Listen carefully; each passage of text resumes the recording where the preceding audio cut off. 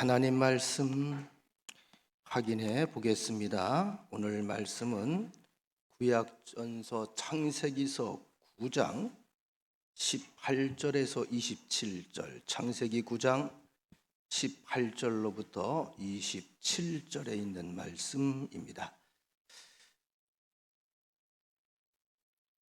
방주에서 나온 노아의 아들들은 셈과 함과 야벳이며 함은 가나안의 아버지라. 노아의 이 세 아들로부터 사람들이 온 땅에 퍼지니라. 노아가 농사를 시작하여 포도나무를 심었더니 포도주를 마시고 취하여 그 장막 안에서 벌거벗은지라.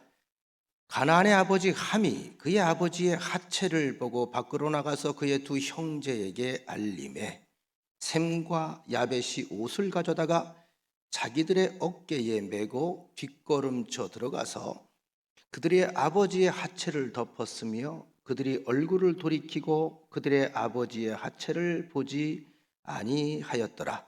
노아가 술이 깨어 그의 작은 아들이 자기에게 행한 일을 알고 이에 이르되 가나안은 저주를 받아 그의 형제의 종들의 종이 되기를 원하노라 하고 또 이르되 셈의 하나님 여호와를 찬송하리로다. 가나안은 셈의 종이 되고 하나님이 야벳을 창대하게 하사 셈의 장막에 거하게 하시고 가나안은 그의 종이 되게 하시기를 원하노라 하였더라. 아멘. 주의 사랑 여러분들의 발걸음 위에 가득하게 되기를 간절히 축복합니다. 이 시간 온라인을 통해서 예배드리는 우리 가족들도 주님의 이름으로 주님의 사랑으로 축복하고요. 또 이 시간에 1층에서 우리 1층에서 카페에서 함께 예배 영상으로 참여하고 있는 우리 소중한 가족들에게도 주님의 사랑 가득하기를 진심으로 축복합니다. 자, 오늘은 어버이날이기도 하고 또 어버이 주일이기도 합니다. 설교 준비를 좀 하면서 자료를 좀 이렇게 찾아봤어요. 우리 교회도 사실 흔치 않는 우리 심상순 집사님이 올해 100세시죠? 아닌가요? 예? 너무 101세신가요? 101세. 우리가 이제 알고 있어야 돼. 우리 교회에 100세가 넘으신 집사님이 계셔요. 오늘 나오셨나요? 잠깐만 일어서시겠어요, 집사님? 집사님 잠깐만 일어서. 이제 귀가 좀 어두워지시니까 민망해서 박수 한번 쳐드리려고. 됐어, 이제 앉으셔도 돼. 건강하시라고. 101세. 아마 우리 교회 역사상 최고령자죠, 그죠? 제가 그래서 이것도 그냥 넘어가면 안 되겠다. 우리 교회에서 좀 올해부터 좀 정해서 99세든 100세든 딱 되면 교회에서 장수상을 좀 드려야 되겠다. 그 생각을 가지게 되는데 그 자료를 좀 뒤져봤어요. 세계에서 제일 그 장수하는 나라 그리고 100세 넘은 노인들이 제일 많은 나라가 어디냐면 일본입니다. 일본. 그래서 일본에 대해서 자료를 좀 찾아보니까 작년 9월까지 일본의 100세 이상 된 노인이 8만 6,510명이에요. 8만 6,510명. 지금은 이분들에게 뭐 사카주키라고 하는 은술잔을 이제 정부에서 이렇게 기념으로 드린다고 하는데 제가 들은 정보로는 얼마 전까지만 해도 100세가 되면 한국 같은 경우에는 지금 보니까 서울 노원구 쪽에서는 또 대구, 달성구, 대전 이런 데서는 100세가 되면 정부에서 한 권 100만 원을 줘요. 100만 원. 그 외 지역에서는 50만 원을 드려요. 축하한다고. 근데 일본은 얼마를 줬냐 하면 100만 엔을 줬어요. 100만 엔은 우리나라 돈으로 1000만 원입니다. 뭐 할 거 없어요. 자료를 뒤지다가 제가 우연히 한 인터뷰하는 내용을 봤어요. 100세가 넘으셨는데 기자가 그 정부에서 소위 말하면 국가의 대통령이 이제 이름으로 이제 지급하는 거겠죠. 그거를 이제 들으면서 소감이 어떠냐고 이제 100세가 넘으셨는데 이 100만 엔, 이 1,000만 원을 어디에 쓰실 계획이냐고. 이것도 직구준 질문이죠. 그래서 이 돈을 어디에 쓰실 계획이냐고 제가 인터뷰를 듣다가 혼자 웃고 말았어요. 잘 저축해서 노후에 써야죠. 야, 기가 막힌 대답이더라고요. 100세에 1,000만 원을 받으면서 이 돈은 어디다 쓰실 목적입니까? 잘 저축해 두었다가 노후 자금으로 쓸. 이분은 아직 청춘인 거야. 우리가 볼 땐 100세인데 당신 생각엔 아직 노후를 보장하기 위해서 준비를 해야 된다는 거예요.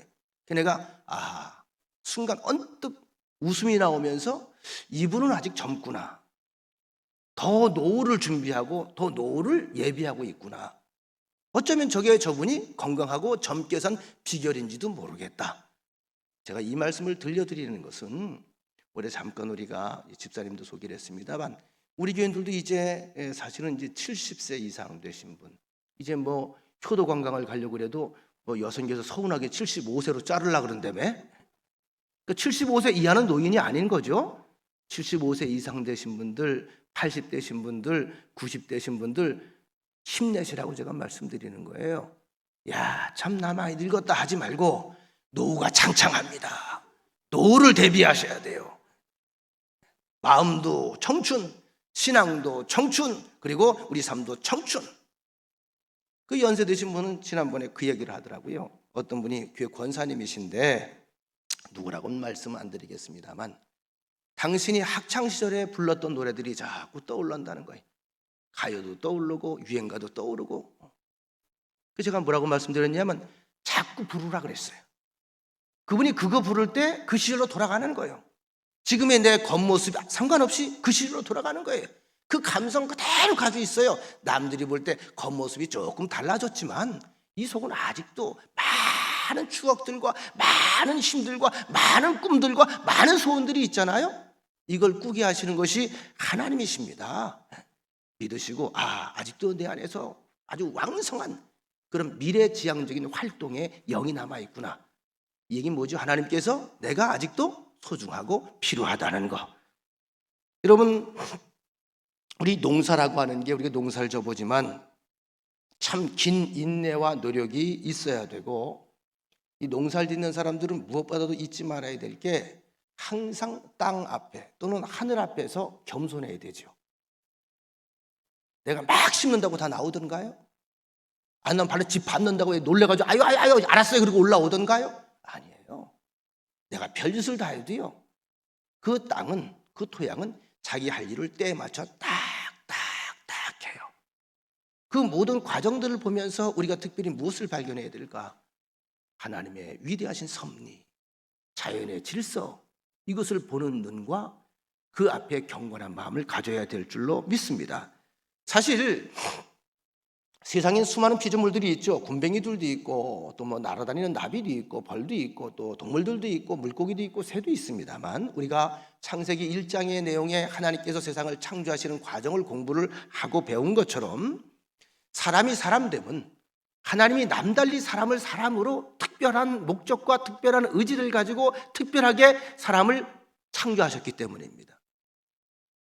오늘도 어버이날이죠. 어버이 주일이죠. 이거 사람만이 지키는 거예요. 어린이날, 어린이주일 사람만이 지키는 거예요. 우리가 보통 뭐 60대면 옛날에 회갑, 그죠? 70대면 7순, 80대면 8순 뭐 이런 거 했잖아요. 요즘엔 이제 회갑을 하지 않습니다. 너무 이제 흔하니까 회갑은 그건 생일도 아니다 넘어가지만 어쨌든 짐승들은 그런 의미 부여하지 않습니다. 사람만 의미 부여를 하는 거예요. 아마 모르긴 몰라도 우리 교인들 가운데에도 적지 않은 자녀들이 이제 어버이날을 맞이해서 다 전화 한 통씩 하고 그리고 왔다 가기도 하고 또 꽃을 달아드리기도 하고 그렇죠? 사람만 하는 거예요. 사람만. 이 날을 오면 어머님에 대해서 다시 한번 목소리 듣고 안부 한번 전해야 되고 그래서 의미를 부여하는 겁니다. 사실 매일 가정의 달이 되죠. 매일. 그렇죠? 매일 아름다운 가정의 사랑의 달이 되어야 되죠. 그런데 특별히 이렇게 날을 정해놨다는 얘기 뭡니까? 의미를 부여하는 거예요. 기독교에도 많은 절기가 있습니다. 구약에만 나오는 절기가 7개입니다.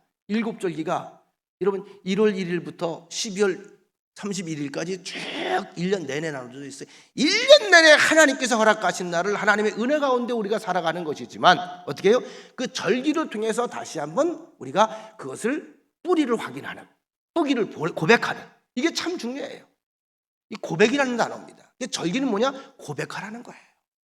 속으로 가지고 있지 말고 고백하라는 거거든요.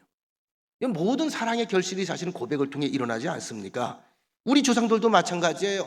오랜 세월을 농사를 지어오면서 농사가 사람의 노력으로만 되는 게 아님을 일찍이 알았습니다. 아무리 땀 흘리고 수고했어도 하늘의 도움이 있어야만 가을에 수확이 가능함을 알고 있었어요. 이건 이제 배운 거죠. 그래서 추수한 이후엔 그들이 그저 자만하지 않고 축제를 벌이지 않습니까? 하늘을 향하여 제사를 드려요. 무슨 제사죠? 감사합니다. 감사합니다. 하나님을 알지 못하고 있는 사람들조차도 하늘에 대해서 감사를 했어요. 그땐 또 어려운 사람들도 나눠주기도 하고. 그런데 이렇게 조상들에게 감사하게 된 구체적인 몇 가지 이유가 있었습니다. 하나는 뭐냐 하면 이 의미를 좀 우리가 알아야 돼요. 우리 생에 대한 감사입니다. 내가 저절로 나왔나? 저절로 나오지 않았지요. 산절로 수절로 하는데 산절로 생기지 않았어요. 수절로 생기지 않았어요. 나 스스로 나온 거 아니에요. 나를 낳으신 분이 있어요. 하지만 이 생애를 허락해 주신, 문을 열어주신 분이 있습니다. 보통 믿지 않는 사람들은 그래서 부모에게 감사하는데 우린 그보다 한층 더 고차원적인 감사가 필요하죠. 그 어머니까지, 그 부모님까지 허락하시고 그 여건까지 문을 열어주시고 만들어주신 분이 그 부모님 위에 계신 누구지요? 하나님 아버지다. 어쨌든 우린 늘 나 앞서서 무언가 일을 추진하고 준비한 분들에 의해서 오늘 내가 생애가 주어졌다는 것에 일단 여러분들이 참 소중하다는 생각을 가지길 원합니다. 또 한 가지, 세상에 태어나서 첫 번째 스승이 지금이 학교가 있습니다만 그러나 첫 번째 만나는 게 엄마 아빠입니다. 다시 말하면 첫 번째 스승이 바로 부모님이에요. 참 별걸 다 사실은 따라합니다. 저도 이 목회를 하면서 보면 어느 교회 권사님 한 분이 계셨는데 그분은 이제 말할 때 습관이 아마 식도염이 좀 있었던지요. 킁킁거리는 버릇이 있어요. 목사님 제가 오늘 기도 순서 좀 이렇게 하는 분이 계셔요. 희한하대요. 그 아들이 얘기하는 걸 들어보니까 킁킁 소리가 나와요. 희한하대요. 이후에 손자가 나오는데 손자도 어릴 때부터 이걸 하더라고요. 아, 이거는 병이 아니구나. 죄송합니다. 씨 도둑질은 못한다고요? 유전이 해요. 야, 근데요, 그 할아버지가 손주가 킁킁거리는 걸 보면서 너무 재밌대요. 너무 좋아해요. 주변에서는 걱정하고 있는데 왜일까요? 첫 번째 스승입니다. 눈 뜨면서 본 거예요. 들으면서 들은 거예요. 여러분, 지금이야 우리의 교육제도가 참으로 다양하게 잘 발달이 되어 있습니다만 예전엔 그렇지 않았잖아요.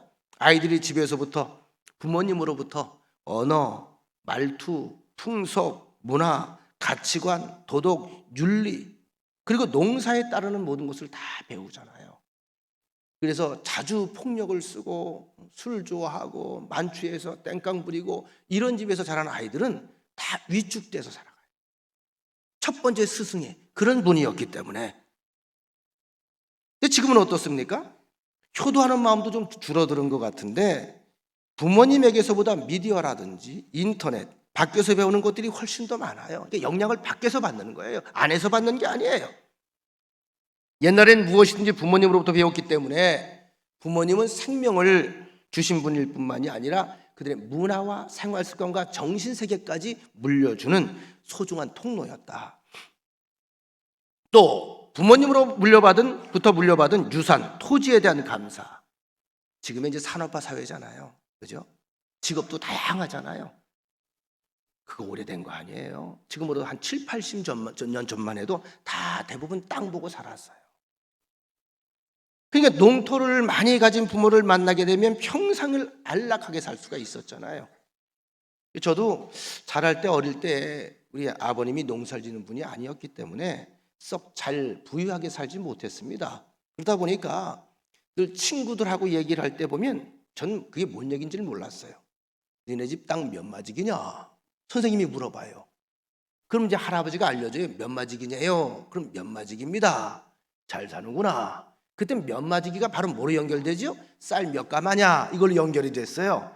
그러니까 쌀이 많이 곳간에 있는 집은 부자인 거예요. 다 쌀 팔아서. 그 오죽하면 여러분 시집장가 보낼 때도 뭐 소를 팔아야 된다는 얘기. 지금 소 팔아서 시집장가 보내요? 어림도 없죠. 그러니까 그런 옛날 사회란 말이에요. 그러니까 그 당시에 농사라고 하는 것이 땅을 가지고 있으면 그것이 그 집 재산이었어요. 전 지금도 제가 잡곡밥, 혼합밥을 갖다 제가 의도적으로 먹긴 합니다만 썩 좋아하진 않은 게 어릴 때 하도 그것만 먹고 자라가지고 지겨워요. 그래도 백미가 맛있더라고. 흰쌀이죠. 학교 갈 때 도시락 열어보면 반짝반짝하고 윤기 나는 하얀 백미 가져온 아이들이 그렇게 부러웠어요. 그 아이들은 틀림없이 밥을 들추면 밑에 후라이를 숨겨가지고 나와. 겉에 놓으면 이제 점심시간에 다 먹으니까. 혼합 먹는 아이들은 그런 거 못해요. 백미 애들은 꼭 뒤집어보면 밑에 후라이 딱 숨겨가지고 먹어요. 자, 중요한 것은 문제는 이렇게 부모님이 우리에게 많은 것을 남겨주고 제공하신 분들인데 이 감사를 드릴 부모님이 세상을 떠난 경우에 감사할 대상이 없어지잖아요. 감사하고 싶은데 좀 좋은 음식 대접하고 싶은데 함께 기쁨을 좀 나누고 싶은데 그럴 방법이 없어요. 그러다 보니까 사람들만이 이런 머리를 쓰거든요. 여기에서 방법이 하나 동원이 됩니다. 어떻게 감사할까? 어떻게 이 아쉬움을 내가 달랠까? 하다 보니까 미신적인 방법이 나오는 거예요. 그게 뭐죠? 제사라는 거예요. 제사. 그래서 돌아가신 분의 기일을 정해놓고 온 식구들 다 불러 모아놓고 뭐 이것도 좀 만들고 저것도 뭐 만들고 이것도 좀 붙이고 저것도 붙이고 하면서 아주 그 시간을 집중적으로 해서 조명을 해서 다 오게 하잖아요. 근데 장손네 며느리는 고생 참 많이 하는 거죠. 다 손님 맞을 준비를 해야 되니까. 여러분 이게 10수년 전까지 제가 목회하면서 초신자가 교회에 와서 가장 어려움을 토로하던 부분입니다. 제사 문제. 얼마 되지 않았어요. 저도 이제 올해 목회 이제 30년째인데 얼마 안 됐어요. 한 20년 전까지도 그런 데가 많았어요. 그것 때문에 갈등이 나고 나오고 싶은데 내가 종갓집이기 때문에 시부모들이 반대를 하는 거예요. 교회 오고 싶은데 반대하는 거예요. 왜? 그 제사를 안 드리면 큰일 나는 줄 알아요. 그래서 교회 나오는 게 참 어렵다는 거예요. 발걸음이 무겁다는 거예요. 우리는 성경적인 원리를 좀 알아야 됩니다. 두 가지를 알려줘야 돼요. 저는 그것을 이야기해요. 하나는 부모님 살아계실 때 최선을 다해라. 살아계실 때. 자, 살아계실 때 최선을 다해 돌아가신 분께 어떻게 해볼 수 있는 도리가 우리가 없어요. 그게 하나님이 정해놓으신 이치입니다. 그러면 돌아가신 분 앞에서 내가 그래도 잘못 살았기 때문에 뭔가 해드릴 수 있겠다. 하고 싶다. 그런 방법이 있어요. 믿음 안에서 하나님께서 기뻐하는 삶을 살아가는 거예요. 그러면 어떻게 해요? 내 가문이 복을 받겠죠. 잘 되겠죠. 이것이 어디로 올라가죠? 아버지에게 올라가고 어머니에게 올라가. 이것처럼 큰 효도가 없어요. 한번 따라해 봅시다. 잘 살아보세. 내가 좀 잘 살아야 돼요. 우리가 성경을 통해 늘 공부를 해옵니다만 하나님께서 많은 율법을 우리에게 제시하시고 많은 계명을 우리에게 구약전서에 들려주셨는데 목적이 뭐라고 그랬어요? 너희가 행복하기를 원한다. 이 부모는 하나님의 그 심정을 그대로 물려받았어요. 하나님이 창조하실 때 하나님을 형상대로 만들었다는 것이 바로 그런 품성들이에요. 아들, 딸 잘 되면 자다가도 콧노래가 나와요. 아닙니까? 아들, 딸이 좋은 일이 생겼다 그러면 자다가 희죽희죽 웃는다면서요. 저희가 왜 이래? 웃는다는 거예요. 경기라나? 아니, 웃는 거예요. 꿈에서 그런 꿈을 꾸는 거예요. 하나님이 부여하신 아름다운 형상입니다. 여러분, 제가 이 살아계시는 부모님은 사실 대부분 사람들 보면 잘 못해요. 마음은 가지고 있는데 잘 못해요. 그래서 홀대합니다. 그냥 좀 귀찮기도 하고. 근데 돌아가시고 나면 이상하게 그런 사람일수록 더 장례식도 거창하게 하려고 그러고요. 더 길 잘 지키려고 그러고요. 그것 때문에 또 싸우기까지 합니다. 왜 살아계실 때는 그렇게 하고 돌아가신 뒤엔 그것 때문에 오히려 가족이 분란이 일으면서까지도 그 부분을 고집하며 왜 싸우는 것일까?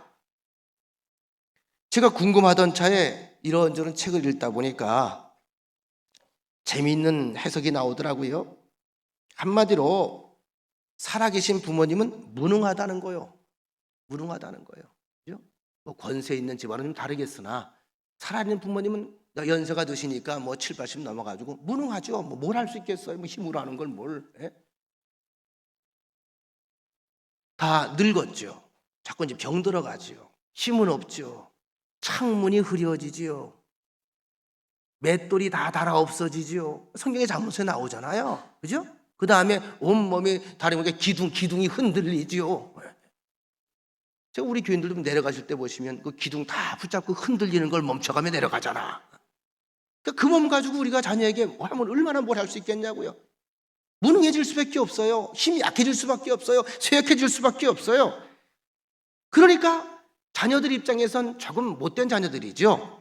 자기 인생에 큰 도움이 될 게 없다. 다시 말하면 이익이 없다. 이익이. 용돈이라도 나오고 뭐라도 나오면 좋은데 그럴 만한 게 별로 없다. 자녀들 볼 때마다 죄송합니다. 자녀들 볼 때마다 올 때마다 야, 너 힘들지? 그리고 주머니에서 100만 원씩 퍽퍽 꺼내줘봐. 수시로 들락거려. 아닐까? 손주들도 막 들이보내. 그렇게 못한단 말이에요. 그래서요, 이 책엔 그렇게 나오더라고요. 살아있는 부모님은 무능하지만 죽은 부모는 뭐가 된다고 믿는 거예요? 귀신이 된다고 믿는 거예요. 사람은 죽으면 귀신이 된다고 그러잖아요. 믿지 않는 사람들은. 그러니까 귀신은 어떤 존재야? 이것저것 할 수가 있어요. 살아생전에는 힘이 없다가 죽으면 귀신이 되니까 힘이 생긴다는 거예요. 그래서 열심히 섬기는 거예요. 그러니까 어떻게 자기 부모를 섬기고 조상을 섬기는 거예요? 아니면 그 귀신을 섬기는 거예요? 그 귀신을 섬기는 거예요. 왜? 그 귀신은 뭔가 줄 수 있다고 믿는 거예요. 자, 이렇게 해석이 가능하다면 제사가 어떻게 순박하고 아름답고 복된 일일까? 아니면 이기적이고 불순적인 것일까? 아주 이기적인 거예요. 얼마나 이게 불효인지 몰라요. 효도한답시고 하는 제사이지만 그 잠재의식, 동기는 굉장히 불순한 겁니다. 여러분이 부모 입장에서 자녀가 이런 심정을 가지고 나가 살아있을 땐 잘못하다가 내가 가니까 밑에서 막 그렇게 하면서 복을 주시옵소서, 복을 주시옵소서. 옛날엔 무능한 우리 아버지였고 무능한 어머니였지만 지금 귀신이 됐사오니 내게 복을 주시고 재물복을 주시고 명예복을 주시고 건강복을 이래봐봐. 어떻게 죽고 싶겠어? 귓방맹이 한 대 갈기고 싶겠어요? 예? 죽어서 귀신 된 부모님 내게 복을 주세요 하는 그런 노름, 얼마나 기가 막힌 노름입니까? 이게 효도일까요? 여러분, 기독교는 다시 한번 말씀드리지만 효의 종교입니다. 당장 10계명을 보시면 제1계명부터 4계명까지는 하나님께 관한 계명입니다. 나 외에 다른 신을 섬기지 말아라. 하늘로나 땅으로나 바다나, 그죠? 어느 곳에서든 내 이름으로 형상을 만들지 말아라. 또 한 가지, 여호와의 이름을 망령되이 함부로 농처럼 그렇게 여호와의 이름을 망령되이 훼손하지 말아라. 일컬지 말아라. 네 번째가 안식일을 하나님께서 허락하신 이 주일을 거룩하고 귀하고 경건하게 잘 지켜라. 이게 전부예요. 그 다음에 이제 사람에 관한, 세상에 관한 계명인데 첫 번째 계명이 뭘까요? 따라합시다. 내 부모를 공경하라예요. 사람을 향한 첫 번째 계명이 부모를 공경합니다. 부모. 왜 이런 계명을 우리에게 이렇게 순서를 배치해 놓으셨을까? 우리는 하나님 다음에 자녀들은 하나님 다음에 누구? 부모님을 먼저 보라는 거예요. 부모를 통해 하나님의 마음을 전달하고 부모를 통해 하나님의 가슴을 전달하는 거, 이렇게 하나님께서 순리대로 이치를 만들어 놓은 거예요. 자, 성경에 보면 여기에 범사의 형통함이 있고 장수가 약속이 되어 있습니다. 자, 부모님은 다른 말로 이야기하면 하나님을 때론 대신할 수 있다고 하는 그런 의미가 이 안에 숨겨져 있기도 합니다. 그래서 성경에 보면 심지어는 부모에게 손찌검하는 자, 부모를 저주하는 자, 이런 얘기하면 안 되는데 사랑의 종교에서 뭐라고 그래요? 돌로 쳐 죽이라는 거예요. 이 무서운 돌로 쳐 죽이라는 거예요. 부모를 무시하는 사람은 사회생활에 들어갈 자격조차 주지 말라는 거예요. 왜요? 이 안에 하나님의 엄중한 메시지가 있기 때문입니다. 성경 속에 부모님은요, 하나님을 대신할 수 있고요, 또 한 가지 하나님의 대행자로서 하나님께서 부여하신 권세가 있습니다. 그게 뭐냐 하면 축복권입니다. 부모가 자녀를 위해서 복을 빌면 자녀가 복을 받아요. 꼭 기억하세요. 여러분 자녀들이 있죠, 손주들이 있죠. 하루에 한 분 이상 꼭 이름 부르세요. 여기에서 이름 부르세요. 기도하면서 이름 부르세요. 누구누구 이름만 부르세요. 아버지, 저들을 복 주시옵소서. 여러분들이 통도를 자꾸 열어야 돼. 우리에게 주신 권세예요. 특권입니다. 문을 자꾸 열어주세요. 이렇게 문을 자꾸 열어주는 게 뭐예요? 노인들의 힘이에요. 노인들의 능력이에요. 꼭 기억하세요. 이거 없으면 노인들 할 거 없어요. 이게 가장 큰 권세예요. 이걸 자녀들이 아는 순간에 그 자녀는 아름다운 신앙의 명문 가문의 뼈대가 세워지는 거예요. 왜? 성경 전체 가르침이 그러니까. 부모는 하나님께서 주신 복을 선포할 수 있고 그 자식은 그 복을 받을 수가 있다. 성경에 보면 당장 아브라함이 자녀에게 복을 빌었습니다. 여러분 이스라엘의 역사 보세요. 누구와의 약속이죠? 아브라함과의 약속이었어요. 수백 년이 흘러도 그 약속이 계속 흘러갑니다. 1000년이 넘게 흘러도 약속이 계속 흘러갑니다. 기어코 흐르고야 맙니다. 숱한 많은 유혹과 미혹과 많은 방해의 세력들이 있었지만 그러나 그 강을 막을 수가 없습니다. 왜? 하나님이 주관하시기 때문에. 이삭도 야곱과 에서에게 복을 빌었어요. 중요한 건 빌은 대로 그들이 살았어요. 야곱도 12 아들을 놓고 한 사람씩 한 사람씩 그들의 신앙과 경건의 효성에 따라서 복을 빕니다. 우리가 아는 것처럼 야곱의 12 아들 가운데 우리가 요셉 외에는 다른 이들에게는 신앙의 흔적, 믿음의 흔적을 발견할 수가 없었습니다. 그런데 야곱이 하나님의 명을 또 하나님의 귀한 약속을 가슴속에 뒤늦게 깨닫고 아들들에게 다 축복하며 나눠줍니다. 제가 신명기를 통해 설교를 여러분이 몇 번 했습니다. 어떻게 해요? 그 후손들이 그 약속대로 예언이 성취되잖아요. 이걸 보면 소름 끼치지 않습니까? 창세기 49장에 보면 야곱이 임종 직전에 12 아들과 이 요셉의 2 아들 손자들에게 함께 유언과 함께 축복하는 장면이 기록되어 있는데, 그런데 이 12 아들에게 빌었던 복을 가만히 들여다보면 참 재미있는 현상이 발견이 됩니다. 뭐냐? 그들에게 복을 내린 기준이 어디까지나 아버지의 마음을 얼마나 기쁘게 했느냐에 따라서 그에 따라서 차례차례로 복을 분배했고 요셉도 자녀를 위해서 복을 빌었습니다. 중요한 것은 뭐냐면 아버지가 기뻐야 복이 나가라는 거예요. 그렇죠? 기뻐야. 복이 나가도록 하는 자녀, 이건 잘 사는 거예요. 저도 제가 이제 목회자이다 보니까 많은 경조사에 이제 뭐 설교를 담당한다든지 해서 이제 경험을 많은 사건들을 만나게 되는데요. 뭐 많은 일을 겪었지만 뭐 수십 건 또는 100건 이상의 뭐 경조사를 참석을 했습니다만 기억에 딱 남는 것은 많지 않아요. 특별히 감동이 있고 은혜로운 모습의 장면들은 몇 가지가 있습니다. 근데 그것은 10번, 20번을 생각하고 떠올리고 또 이야기를 해도 흐뭇해져요. 오래전에 저의 절친인 목사가 하나 지금 서산 쪽에서 목회라고 있는 최 목사라고 있는데요. 신학교 시절부터 직설 같이 있었고 정말 같이 아주 굉장히 그 신앙도 비슷하고 좀 굉장히 그 보수적이기도 하고. 근데 그 친구의 이제 어머님 팔순잔치에서 벌어진 일입니다. 그 집은 그 어머니 혼자 예수를 믿기 시작을 해서 자녀들에게 소원을 매일 아침에 일어나면 찬송으로 하루를 시작을 하고 가끔 전화하면 얘들아 염려하지 마라. 엄마가 기도하고 있다. 이게 전부야. 전부. 교회 권사님이셨거든요. 근데 그분이 이제 팔순잔치에서 잔치의 마지막 순서에 가서 손자, 손녀, 물론 아들, 딸 모두가 한꺼번에 이제 큰 절을 하고 고개를 숙인 그 상태에서 어머니가 일어나셔서 한마디 하라고 그랬더니 어머니가 성경책을 비치더라고요. 성경책을. 아주 특이한 장면이었어요. 민수기 6장 24절. 제가 잊을 수가 없어요. 여호와는 내게 복을 주시고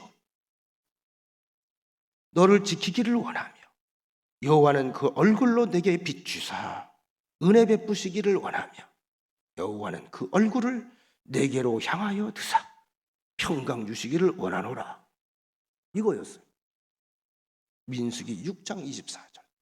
자녀들이 엎드렸어요. 그 가운데 교회 안 다니는 아이들도 있어요. 엎드린 채로 훈련받은 거죠. 아멘. 그리고 일어나더라. 그 엄마가 다음에 돌아가셨습니다. 자녀들이 모여서 회의를 합니다. 어머님 돌아가셨는데 어머니를 위해서 우리가 어떻게 쓰는 것이 가장 합당할까? 그래서 내게 또 자녀들이 싸우려면요, 네 손님 내 손님 그래 싸우는 집도 있대요. 믿지 않는 부모도 그날 이후에 자녀들도 그날 이후에 교회를 나가서 등록. 왜? 엄마 소원이라니까. 소원이라니까. 그 조의금을 다 모아가지고 어머니를 위해서 기념 선교센터나 예배당을 좀 만들고 싶던데 한국에선 뭐 돈이 많은 돈이 아니니까 한 몇 천만 원 되는 것 같은데 할 수가 없으니까 가장 어렵고 척박한 땅 가운데 하나가 어디 없을까? 그러다가 필리핀에 어느 선교사님의 이야기를 듣고 땅을 사고 체프를 짓기로 결심을 합니다. 그게 이제 종잣돈이 된 거예요. 우리 몇 년 전 갔다 왔죠? 그게 이제 김성준 목사님이 세운 하늘마을 센터에 우리가 예배 드렸던 봉헌 예배 드렸던 그 체풀이 바로 그 집안에서 만든 체풀입니다. 자, 저는 그래서 그 필리핀 가서 그 체풀에 들어갈 때마다 그 광경을 늘 떠올리곤 합니다. 어때요? 여러분, 미련해 보입니까? 부럽습니까? 그러니까 자녀들이 항상 필리핀을 위해 기도하는 거예요. 선교를 위해서 기도하는 거예요. 어머니의 기도 제목에 열매가 우리에게 있다. 얼마나 그 교회 안 다니던 그분이 벌써 교회 권사 장로님까지 됐어요. 얼마나 교회밖에 몰라. 왜? 어머니의 수건이었다. 어머님이 우리를 살리셨다. 참 귀한 것들을, 그런 일들이 우리 교회에도 좀 많이 있었으면 참 좋겠습니다. 자, 오늘 본문 이제 말씀을 좀 정리를 하려고 합니다. 참 우리가 잘 아는 이야기, 널리 알려진 말씀이죠. 특별히 이 문제 때문에 뭐 해석을 하면서 여기에서 백인이 있고 뭐 황색 인종이 있고 흑인이 있다 뭐 이런 이야기도 나오는 분분한 내용인데, 지금 노아가 600세가 넘었을 때입니다. 조금 제가 이제 이것은 조금 드라마틱하게 짧게 설교를 하면서 그렇게 한번 그림을 좀 그려보려고 그래요. 뭐 노아의 입장에서 노아가 600세가 넘었다. 아시는 것처럼 600세 때에 뭐가 났죠? 홍수가 났단 말이에요. 지구의 모든 사람들이 노아의 가족을 제외하고는 다 죽었어요. 노아의 가족밖에 안 남았어요. 물이 빠지고 노아의 가족만 육지에 올라온 거예요. 그리고 땅을 다시 일궈요. 그리고 포도 농사를 졌어요. 노아 홍수 이전에는 오존층이 두터워서 사람들은 물론 동물들도 수명이 길었다고 그렇게 과학자들이 지금도 인정을 하고 있습니다만, 그러니까 노아 홍수 이후로 오존층이 얇아져서 사람의 수명이 자꾸 단명해진다는 거죠. 이걸 뒤늦게 환경단체에서 깨달아서 전 세계에 지금 공해 문제를 해결하려고 온 세계가 다 난리를 치지 않습니까? 성경에 이미 정해진 법칙들이에요. 뒤늦게 깨달은 거죠. 자, 여러분 보시면은 당시에 이 노아에게 홍수 직후인데 일단 연세 드신 분들 아시죠? 자, 연세가 이제 70세, 80세 넘어가면 저도 약간 이제 그런 낌새가, 죄송합니다. 저는 아직 새파랗습니다만 전 지금 제일 좋은 게요, 제일 행복할 때는 언제냐면 이제 제 교회에서 목회하는 것 외에 친구 목사들 만나서 수다 떨 때가 제일 좋아요. 어느 순간부터. 옛날엔 일 때문에 그거 안 좋아했거든. 가끔 한 3개월에 한 번 모임이 있는데, 저는 모임도 딱 하나밖에 없는데 가서 야, 너 이름 불러가면서 목회 현장 얘기, 골치 아픈 얘기 하지 않으면서요, 뭐 그냥 잡다구리한 얘기 막 나누잖아요. 목사가 잡다구리한 얘기 해봤자 교인 속삭이는 얘기밖에 더 하겠어? 그래도 그 좋은 거예요. 서로 위로를 받는 거예요. 나이가 들어갈수록 나이가 들어갈수록 이렇게 그리운 친구들이 생겨나는구나. 그런 맥락에서 노아를 생각해 보니까 노아도 그랬을 것 같아. 근데 보세요, 자기는 늙어가죠. 자녀들은 이제 독립한다고 다 커갔죠. 그럼 누굴 봐야 돼? 마누라하고 매일 가깝게 지내긴 하지만 마누라도 뭐 맨날 가깝게 지낸다고 나이가 7, 80 되면 어떻게 이제 뭐예요? 연인 관계예요? 친구 관계예요? 친구 관계예요. 또 그렇기도 하단 말이에요. 어떤 직장인들이 그러더라고요. 평생 군인으로 이제 직업 군인 하다 나온 분들이요. 아침에 새벽에 일어나서 출근하고 저녁에 퇴근하고 출근하고 퇴근하고 출근하고 퇴근하고 55세면 이제 퇴직을 한다는 거예요. 그 퇴직을 딱 했더니 그 사이에 부인은 뭐 테니스도 배우고 골프도 배우고 뭐 취미 활동을 막 배우는 거예요. 마음껏 자유롭게 그리 친구도 만나고 어울리고 남편이 퇴직하고 들어오니까 매일 곰방대 안에 물고 앉아가지고 텔레비전만 보고 앉았네. 눈 뜨면 여보 아침, 누워가지고 텔레비전 보다가 점심, 저녁 딱 일주일을 못 버티고 너 집 나가 그러더라는 거야. 넌 갈 데도 없냐? 좀 나가, 좀 나가. 제가 좀 오버해서 지금 해석을 해드리는 건데 이게 노화를 생각해 보세요. 지금 갈 데가 있어 없어? 친구가 없어. 말 상대도 없어. 여러분 나이가 들을수록 자꾸 말을 하고 싶어 합니다. 말을. 저는 그런 이야기도 들었어요. 어떤 분이 미국으로 이제 이민을 갔는데 목사님 가정에서 들은 거예요. 목사님 미국으로 이민을 갔는데 아이들 아주 어릴 때 미국으로 이민을 가는 거예요. 근데 이제 집에 이제 부모님이 한국에 살던 부모님 가운데 아버님도 돌아가시고 홀어머니가 됐는데 이제 홀어머니가 혼자 이제 돌볼 사람이 없으니까 이 아들이 그럼 모시고 가야 되겠다. 미국으로 모시고 갔어요. 이분은 무슨 연세가 한 80 됐거든요. 영어 못 하잖아요. 아들낸 젊잖아요. 영어를 하잖아요. 근데 이 애들을 빨리 적응을 시키기 위해서 계속 영어를 공부를 시키면서 어머니가 오니까 어머니한테 뭐라 그랬냐면 어머니 여기선 한국말 하면 안 돼요. 영어로 하세요. 엄마 영어 모르는데? 그러더니 다시 한번 이야기하기를 얘들한테도 영어로 하면 한국말로 하면 도움이 안 되니까 한국말로 말을 걸지 마세요. 제가 들은 거예요. 그 엄마 어떻게 살아있겠어? 병들어 쓰러졌겠어? 정신병원에 가 있어요. 이런 불효가 어디 있습니까? 이런 불효가 대화 상대가 없다고 하는 거, 말할 수 없다는 거. 한 가지 낙이 있다면 이 나이 되면요, 그저 식구들 만나고 가까운 친구들 만나고 그저 먹고 그리고 옛 이야기를 자꾸 나누는 거예요. 껄껄대고 지나간 이야기도 좀 하고 이게 유일한 낙인 걸. 당장 제 아버님도 이제 원로 목사님이시니까 우리가 이제 86세시거든요. 걸음걸이도 다르고 이제 뭐 허리도 이렇게 다 다르시잖아요. 비척비척해요. 제가 보면 좀 이렇게 아주 넘어지시면 어떡하지? 매일 등산 가까운 동산 이렇게 왔다 갔다 운동을 쉬지 않고 평생 한 분인데 이젠 그것도 못해요. 다리에 힘이 안 생긴다는 거예요. 그런데도요, 제가 그렇게 만류를 해도 몇 달에 한 번 모이는 우리 중앙연회의 원로 목사님들 모임은 아주 손꼽아 기다리고 있는 거예요. 내가 속이 터진단 말이에요. 어디서 모이냐? 만낙교회 분당에, 아니면 성남의 선한목자교회, 아니면 이천의 이천중앙교회, 뭐 이런 이제 그래도 조금 이제 규모가 있는 교회에서 그분들을 대접할 수 있으니까 한 끼 식사를 거길 전철 타고 가요. 버스 갈아타고 가요. 가는데 얼마 걸리냐? 최소한 1시간 반, 2시간, 3시간씩 걸려요. 기어코 가요. 내가 나중에 화를 냈어요. 아버님 거기 가면 뭐 하는데요? 내가 스케줄 다 알잖아요. 잠깐 모여서 그런 얘기 하는 거거든요. 누가 안 보여? 그저께 갔어. 아유, 갔구먼. 그리고 이제 식사 함께 하고 엽이라고 이제 연회에서 주는 5만 원 봉투에 받아가지고 오는 거예요. 그래서 제가 가끔 그렇게 하거든요.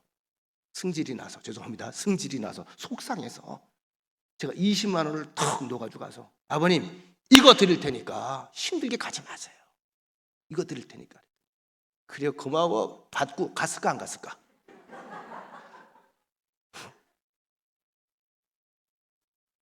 원래 갔다 왔더라고. 아버지는 얘기하지 않아도 제가 목사님들 많이 알잖아요. 그 모임 있는 거기 담임 목사님한테 이 목사 아버님 왔다 가셨어? 그래 나한테 보고 와. 왜 힘드신데 위험하게 그렇게 나 같은 도 그렇게 타고 가라면 난 귀찮아서 못 갈 텐데 무리하게 갔다 오셔야만 하느냐? 딱 한마디 하죠. 그래도 보고 싶고 궁금하고. 그거예요. 외로운 거죠. 그러니까 이런 현상이 제 아버님만 있는 게 아니라는 겁니다. 주변에 물어보면 원로 목사님들 다 그런다는 거예요. 왜 그러시는 걸까? 나이가 들면 들수록 더 외로움을 탑니다. 그리고 그런 감정, 그런 처지를 서로 만나면 공유하고 얘기하면서 그것 자체가 위로가 된다는 거예요. 자, 이제 노아 얘기를 하려고 제가 이렇게 좀 말을 길게 했습니다. 자, 이 신앙인이, 이 믿음 좋은 사람이, 이 의인 같은 사람이, 하나님 마음에 똑 들었던 이 사람이 다 멸망을 해도 120년 동안 하나님의 그 말씀을 듣고 미치광이 영감수를 들어가면서 산에 올라가서 배를 방주를 지었던 그 노아가 어쩌자고 술에 만취가 돼서 속옷도 걸치지 않고 뻘거벗은데 대자로 뻗어가지고 하고 자고 있었을까? 상상도 못할 모습이죠. 노아를 이해해 보려고 제가 애를 썼어요. 이게 성경에 나와 있느냐 이거죠. 객관적으로 냉정하게 쉽게 논리적으로 말하면 노아는 실수한 거예요. 맞죠? 이런 모습 보이면 안 되죠. 사람이 좀 추하잖아요. 자기 앞가림 해야죠. 근데 그 귀하고 의로운 믿음 좋은 사람이 어떻게 이런 모습이 됐느냐?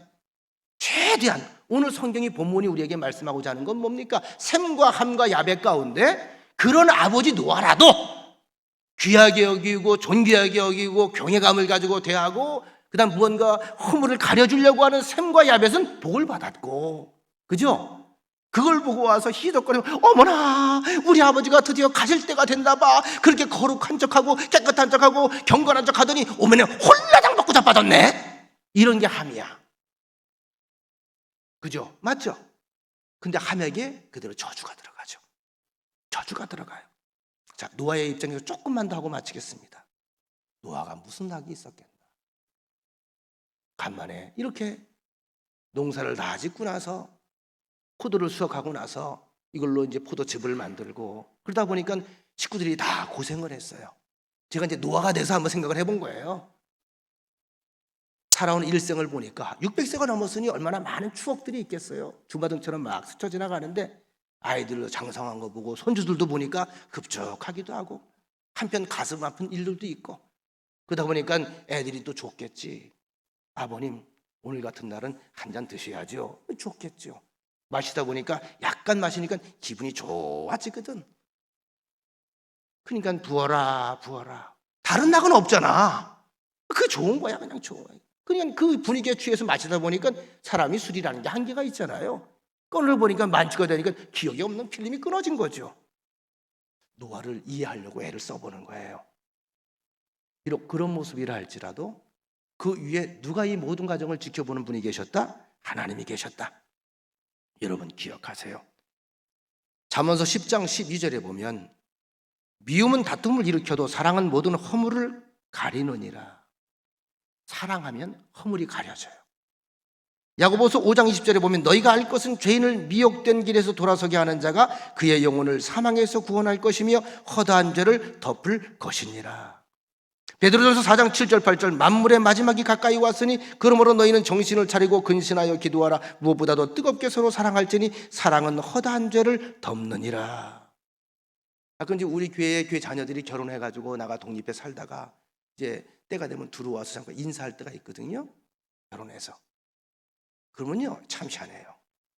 아이를 데리고 온 거나 부부가 같이 와서 보면 부부의 눈과 표정을 제가 순간 읽으면서 눈에 사랑의 꿀이 뚝뚝 떨어지면 그 사랑의 꿀이 나한테 와요. 기분이 좋아져요. 제가 행복해져요. 아, 저 엄마가 얼마나 행복할까? 저 아빠가 얼마나 행복할까? 얼마나 든든할까? 왜? 사랑하면 허물이 다 가려집니다. 그러면 어떻게 해요? 행복합니다. 간단해요. 허물이 없는 사람은 없어요. 누구나 허물이 있어요. 제가 허물이 없을까요? 여러분 허물이 없을까요? 아니에요. 기도할 때 그렇게 해야 돼요. 하나님 사랑의 안경이 나를 꽉 차지하게 하옵소서. 그런데 허물이 있는 사람, 아픈 사람도요 계속 사랑의 메시지를 던지고 사랑의 레이저가 나가면 그 사람도 모든 허물이 가리워지면서 스스로 치유받기 시작합니다. 할렐루야. 오늘 본문이 이 얘기예요. 장점만 보이면 사랑할 때이고 단점이 보일 때는 미워할 때입니다. 따라합시다. 장점만 보이면 사랑할 때이고 단점이 보이면 미워할 때이다. 왜요? 사랑할 때는요, 눈 사이에 끼어있는 노란 뭐죠? 그게 뭐야 그걸? 눈꺼풀이라 그러죠? 맞아? 눈꺼풀이 눈곱이 여기 딱 붙었어요. 사랑의 눈을 가지면 그게 눈곱 하면 좀 더럽잖아. 지저분하잖아. 근데 사랑에 빠지면 그게 눈곱으로 보일까? 금가루로 보일까? 희한해요. 아닐까요? 금가루로 보여요. 금가루. 사랑할 때는 밥 먹다가 이빨 사이에 김이 끼어서 웃을 때를 연그 없다 이래도 그게 그렇게 귀여워요. 근데 사랑이 사라지면 연그 없다 발로 차버리고 싶어요. 사랑이 있냐 사랑이 없냐 여기에 따라 달라지는 거죠. 노아 참 훌륭한 사람입니다. 성경의 평가입니다. 오죽하면 온 인류가 멸망을 당하는데 노아의 믿음 때문에 노아의 가족만 산 거예요. 이것을 한순간에 평가절하하는 용납할 수가 없었던 거죠.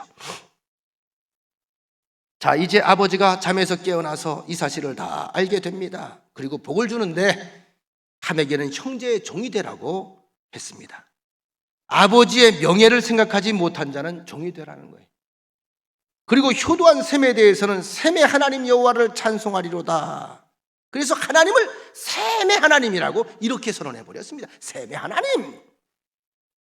야벳에게도 창대케 하는 축복을 내렸습니다. 자, 가만히 보면 아들들이 부모를 대하는 효성만큼 복의 분량이 늘어나는 거예요. 여러분, 복 받기 원하십니까? 하나님의 위대한 축복을 받기 원하십니까? 아니요. 복은 받아야 됩니다. 무조건 받아야 됩니다. 원하는 문제가 아니에요. 받아야 돼요. 받아야 돼요. 그런데 나의 요령만으로 되는 게 아니에요. 근본적으로 우리가 오늘 돌아가서 다시 한번 내 마음에 물어봅시다. 나는 복의 그릇이 준비되어 있는가? 내 그릇은 어디서부터 오는가? 이 복은 어디서부터 오는가? 하늘로부터 옵니다. 저절로 오는 게 아니라 통로라는 게 있어요. 여러분들 주변을 사랑하세요. 주변을 여러분들이 존경하세요. 주변을 배려하세요. 그럼 배려의 손길의 통로를 통해 하나님의 은혜의 물길이 자꾸 내게 들어오고 나를 통해서 흘러가게 하세요. 우리 부모님들 입장에서는 어디로? 내 아들, 딸에게 흘러가게 하세요. 손주들에게 흘러가게 하세요. 그들의 입에서 하나님의 이름이 드러나게 하세요. 이 크신 은혜가 여러분 모든 가정에게 함께 하시기를 간절히 축원합니다. 기도하겠습니다. 하나님의 은혜 가운데에 오늘도 귀한 말씀 함께 나눴습니다. 하나님을 향한 마음을 가지고 또 하나님께서 우리에게 부여하시고 계획하신 부한 중요한 가정, 소중한 부모님을 다시 한번 떠올리며 내게 주어진 이 생애에 정말 하나님이 웃을 만한 일, 자랑스러울 일, 또 하나님께서 나를 위해 예비하신 축복의 아름다운 흔적들이 자꾸 내 집에 내 가정의 담을 넘어서 이웃에게까지 번지는 그런 삶을 살기 원합니다. 주여 긍휼히 여겨주시고 힘주시고 기도할 때마다 내 마음에 큰 평안과 기쁨 허락하여 주시옵소서. 우리 모든 가정과 가문들이 하나님 앞에 인정받는 명문 신앙의 가정들이 되게 하옵소서. 저들의 써가는 믿음의 아름다운 발자취들이 온 세상에 하나님의 흔적들을, 아름다운 흔적들을 드러내는 간증의 일기장들이 되게 하옵소서. 예수님의 이름으로 기도합니다. 아멘.